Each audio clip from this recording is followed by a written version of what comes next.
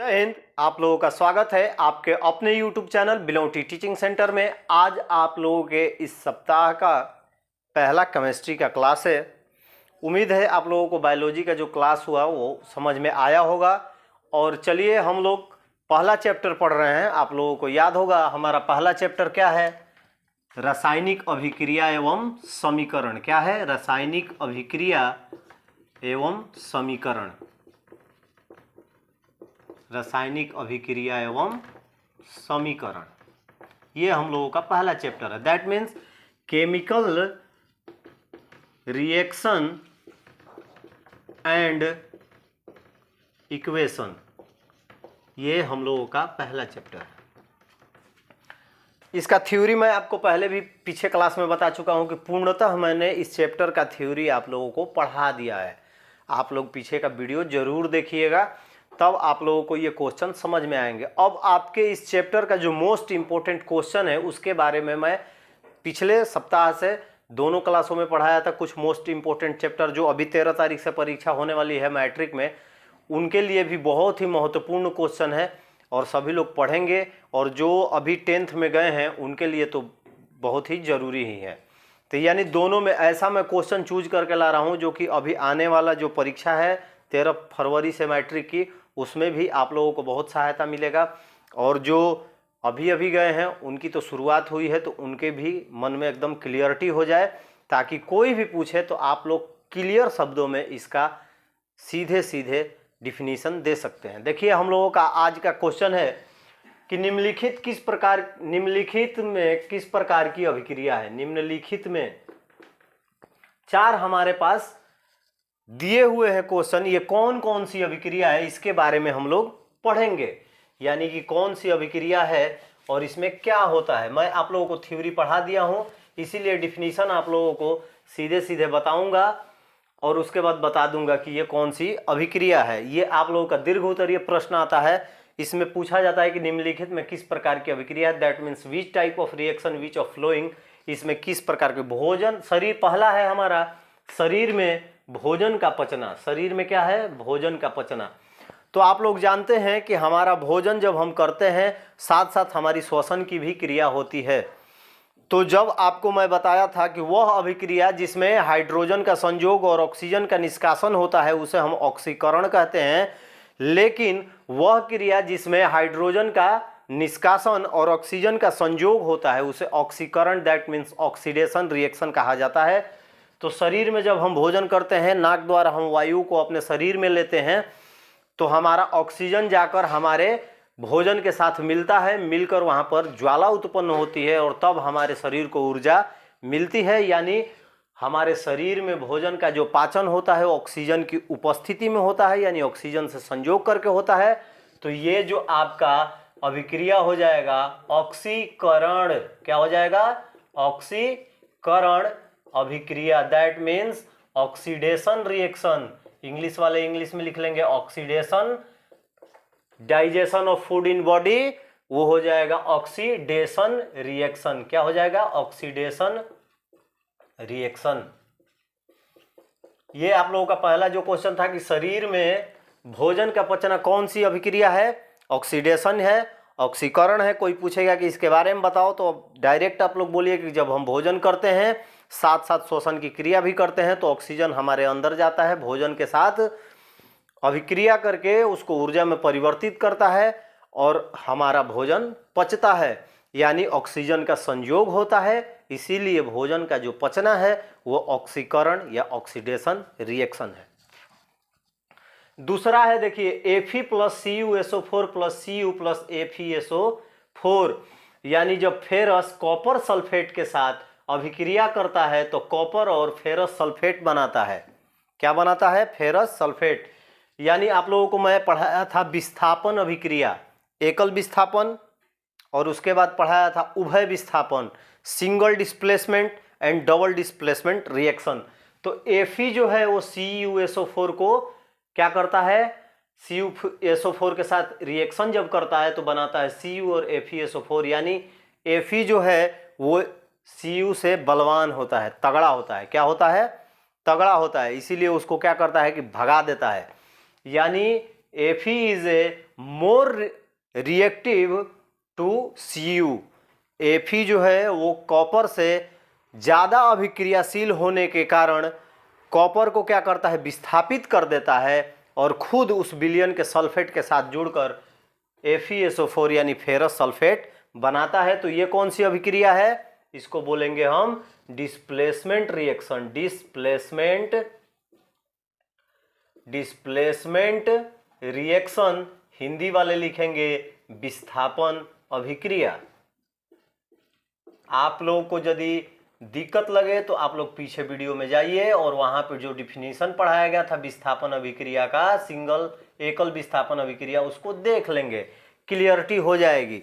यानी सीधे भाषा में हम बोलेंगे कि Fe is more reactive to Cu then Fe displaced the Cu and attached to SO4 and make a product FeSO4।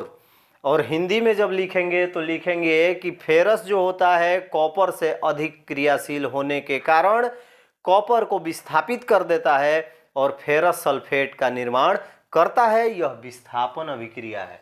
क्या है, डिस्प्लेसमेंट रिएक्शन, दैट मीन्स विस्थापन अभिक्रिया। आप लोग इसको नोट करते चलिएगा, अंडरलाइन कर दे रहा हूं ताकि आप लोगों को समझने में परेशानी ना हो। अब देखिए, अब है CaOH2 plus 2HCl CaCl2 plus 2H2O। आप लोग याद करिए, मैं आप लोगों को पढ़ाया था उदासीनीकरण अभिक्रिया। जब कोई अम्ल किसी भस्म के साथ रिएक्शन करके लवण तथा जल का निर्माण करता है उसे हम उदासीनीकरण अभिक्रिया कहते हैं। इंग्लिश में यदि हम उसको कहेंगे तो इंग्लिश में कहते हैं neutralization reaction. When the acid react to base and make a product salt and water is called neutralization reaction. जब कोई अम्ल किसी भस्म के साथ अभिक्रिया करके लवण और जल बनाता है तो उसे हम उदासीनीकरण अभिक्रिया कहते हैं। तो यह है कैल्शियम हाइड्रोक्साइड जो है, जब हाइड्रोक्लोरिक अम्ल के साथ मिलता है तो बनाता है कैल्शियम क्लोराइड और जल बाहर निकलता है। तो आप लोग उच्चारण मैंने किया है, इसका नाम यदि आप लोगों को नहीं मालूम होगा तो इसको लिख लीजिएगा या मैं नीचे अभी लिख दूंगा। तो ये जो है कैल्शियम हाइड्रोक्साइड हाइड्रोक्लोरिक अम्ल के साथ रिएक्शन करता है तो बनाता है CaCl2 यानी कैल्शियम क्लोराइड और जल बाहर निकलता है। यह किस प्रकार की अभिक्रिया है, न्यूट्रलाइजेशन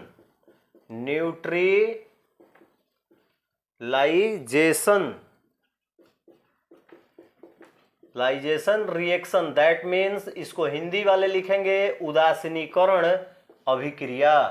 यह क्या है, उदासीनीकरण अभिक्रिया। आप न्यूट्रलाइजेशन रिएक्शन यानी उदासीनीकरण अभिक्रिया। जिन लोगों को दिक्कत होगी, जो पहली बार इस वीडियो को देख रहे हैं, जो चैनल पर पहली बार आए हैं, वो पीछे की वीडियो जाके आप इसका थ्योरी पढ़ लीजिएगा उदासीनीकरण अभिक्रिया का, आपको क्लियरिटी आ जाएगी।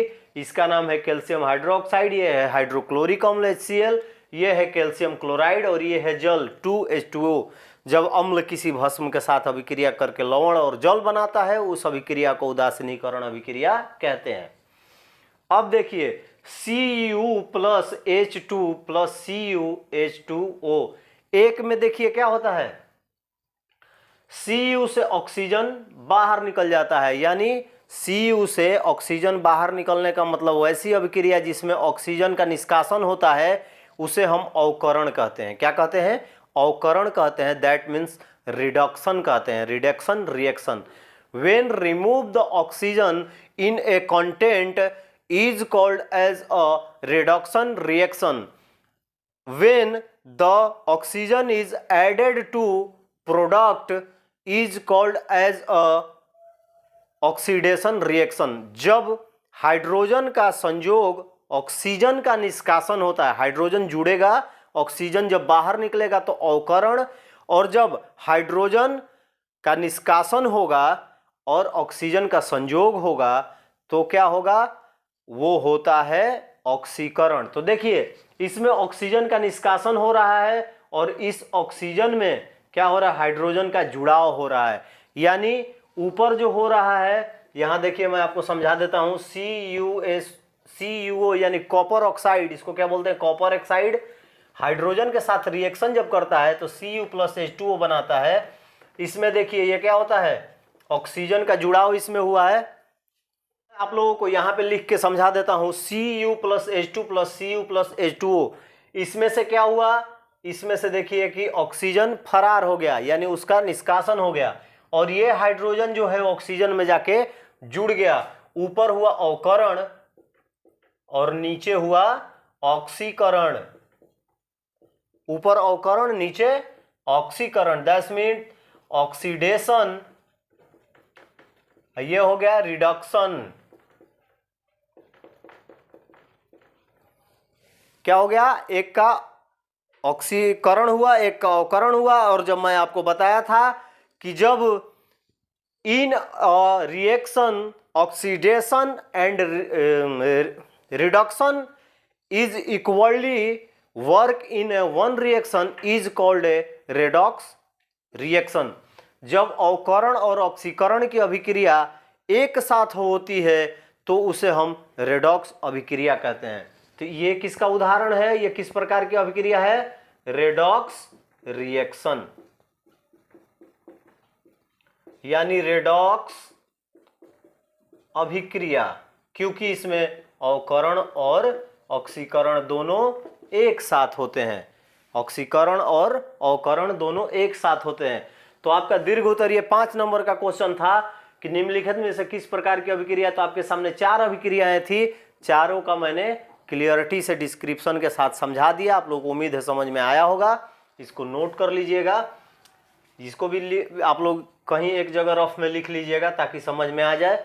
अब देखिए दूसरा क्वेश्चन हमारा है कि प्रकाश रासायनिक अभिक्रिया के 2 उदाहरण लिखिए। प्रकाश रासायनिक अभिक्रिया, that means write the 2 example of photochemical reaction. प्रकाश रासायनिक अभिक्रिया के 2 हम लोग क्या लिखेंगे, एग्जाम्पल हम लोगों को लिखने को बोलता है। तो देखिए प्रकाश रासायनिक अभिक्रिया में पहला एग्जाम्पल लेंगे, हाइड्रोजन और क्लोरीन को प्रकाश की उपस्थिति में जब तक हम नहीं ले जाएंगे वो रिएक्शन नहीं कर पाता है। यानी जब किसी हाइड्रोजन को और क्लोरीन को, दोनों रिएक्टेंट को एक साथ यदि हम धूप में रखेंगे तभी रिएक्शन करेगा, यदि उसको छाया में रखते हैं तो रिएक्ट नहीं करता है। तो हमारा पहला एग्जाम्पल होगा,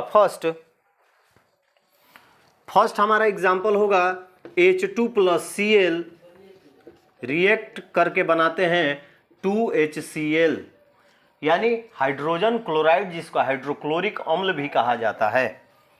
इसको क्या बोलते हैं, हाइड्रोजन क्लोराइड, इसको हाइड्रोक्लोरिक अम्ल भी बोला जाता है, हाइड्रोक्लोरिक एसिड। पहला हमारा एग्जांपल है, हाइड्रोजन को क्लोरीन के साथ जब धूप में, यहां पे क्या हो रहा, लाइट, प्रकाश, जब तक हम उसको धूप में रखेंगे ये क्रिया नहीं करता, इसको छाया में रखेंगे कोई रिएक्शन नहीं होगा। जैसे ही इसको धूप में ले जाते हैं तो हाइड्रोजन क्लोरीन के साथ मिलकर हाइड्रोजन क्लोराइड का निर्माण करता है, जिसे हाइड्रोक्लोरिक एसिड भी कहा जाता है। दूसरा हमारा है C6CO2 6H2O मिल के बनाता है C6H12O6+6O2। अब देखिए ये आप लोग रिएक्शन देखे होंगे, यहां रहता है सनलाइट और यहां रहता है क्लोरोफिल।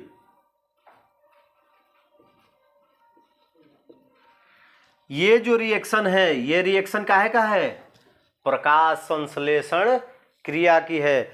जब सूर्य के प्रकाश में क्लोरोफिल की उपस्थिति में कार्बन डाइऑक्साइड और जल मिलकर ग्लूकोज और ऑक्सीजन का निर्माण करते हैं, उसे हम प्रकाश संश्लेषण की अभिक्रिया कहते हैं। प्रकाश संश्लेषण जो है वो प्रकाश रासायनिक अभिक्रिया का एक अच्छा उदाहरण है। इसको क्या बोलते हैं, ग्लूकोज। ये क्या है, ग्लूकोज, याद रखिएगा। आपका 1 नंबर का भी क्वेश्चन पूछ सकता है कि ग्लूकोज का रासायनिक सूत्र लिखें। यानी जब कार्बन डाई 6 अणु कार्बन डाइऑक्साइड 6 अणु जल के साथ अभिक्रिया करता है, किसकी उपस्थिति में? सूर्य के प्रकाश और क्लोरोफिल की उपस्थिति में, सनलाइट जरूरी है, तब बनाता है ग्लूकोज और 6 अणु ऑक्सीजन बाहर निकलता है। अब इसके बाद हम देख लेंगे इसको क्या करेंगे आप लोग एक बार देख लीजिएगा संतुलित करके, संतुलित है कि नहीं। चलिए बता देता हूं। 6 कार्बन, यहां पे देख रहे हैं 6 कार्बन, ऑक्सीजन 6 दूनी 12 और 6 18, 6 दूनी 12, 6 कितने हो गए? 18। हाइड्रोजन 12 है तो 6 दूनी 12 यानी 12। ये संतुलित समीकरण है, ये संतुलित करने को भी आ सकता है। तो हमारा दूसरा क्वेश्चन था कि प्रकाश रासायनिक अभिक्रिया के 2 उदाहरण बताइए। ये आपके 2 उदाहरण आपके सामने हैं, पहला और दूसरा। उम्मीद है आप लोगों को समझ में आया होगा। ये रहा आप लोगों का आज के 2 मोस्ट इंपॉर्टेंट क्वेश्चन, जो कि अभी परीक्षा जो आ रही है 13 तारीख से, उसमें भी पूछने के चांसेस हैं। तो वो लोग भी पढ़ के इसको अब क्लियरिटी कर लेंगे। यदि नहीं समझ में आया होगा तो कमेंट कर दीजिएगा, इसको फिर से मैं समझाने की कोशिश करूंगा। चलिए फिर अगले वीडियो में मिलते हैं, तब तक के लिए सबको जय हिंद। नोट कर लीजिए।